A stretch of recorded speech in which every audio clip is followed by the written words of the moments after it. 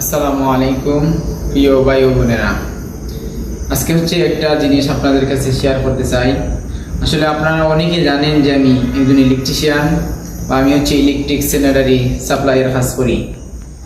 তো আজকে ভাবলাম আমার একটা সাইট বা একটা বাড়ির কাজ সম্পূর্ণভাবে শেষ হয়েছে। তো গাইস, আজকে ভাবছি আপনাদেরকেও সাথে নিয়ে দেখাইমু যে আমাদের কাজটা কীরকম হয়েছে।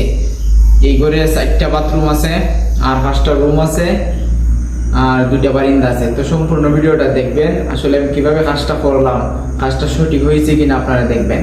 তো এসে করেন, এই যে প্রথমে একটা বেসিং ভর্তি নিচ দেখো, একটা বেসিং, এই যে পানি হয় সম্পূর্ণ। আসলে ভিতরে আসে, এখানে সব কিছু আছে। এটা হচ্ছে ফুড শাওয়ার, এটা হচ্ছে ফুড শাওয়ার, যে হাত দিয়ে ব্যবহার করা যায় সব কিছু। আর যে হাই কমেন্ট দেখেন, পানি যে স্পিড দেখেন, এই হাই কমেন্টের সব কিছু আছে। আর হচ্ছে বাথরুম লো কমেন্টের প্লাস, হচ্ছে আর সব কিছু হচ্ছে ওকে আছে। যে পানি, এটা ওজন ওকে আছে, সব কিছু ওকে আছে। একটা বক্স বেসিং দিছি আর লুকিং গ্লাস দিছি। আর দ্বিতীয় বাথরুমটা দেখেন, আসলে দ্বিতীয় বাথরুমটা অনেক সুন্দর হয়েছে। দ্বিতীয় বাথরুম এটা হচ্ছে হাই কমেন্ট, এটা বড় সাইজের একটা রুসার হাই কমেন্ট। এটা কিন্তু খুবই স্মুথ, এই যে দেখেন পানি দিলে এখনো ব্যবহার হয়েছে না এগুলো। এটার মধ্যে একটা ফুড শাওয়ার আছে, ময়লা টয়লা সব পরিষ্কার করার জন্য। আর এই যে হাই কমেন্ট, এটার ফ্লাশ আছে, যে ফ্লাশটাও কিন্তু খুবই স্মুথ। আর এই যে পানি ভিতরে আছে।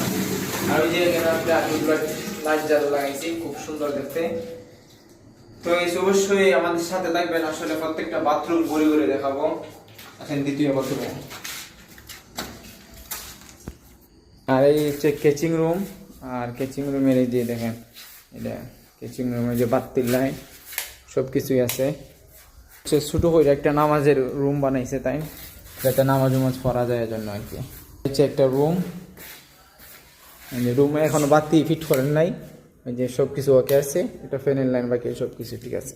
এখানে হচ্ছে আরেকটা রুম, এই যে রুমটারও কিন্তু সব কিছু কিন্তু ওকে আছে। আসলে বাতি এখনো লাগাই নেই, তার জন্য দেখাইতে হবে। এখানে হচ্ছে মেইন ডিবি বক্স, যেটা আস্তা রুমের কন্ট্রোল বক্স। এই যে এখানের মাঝে হচ্ছে বারিন্দার মাঝে 2টা ফ্যানের লাইন দিছি আর 2টা বাতির লাইন।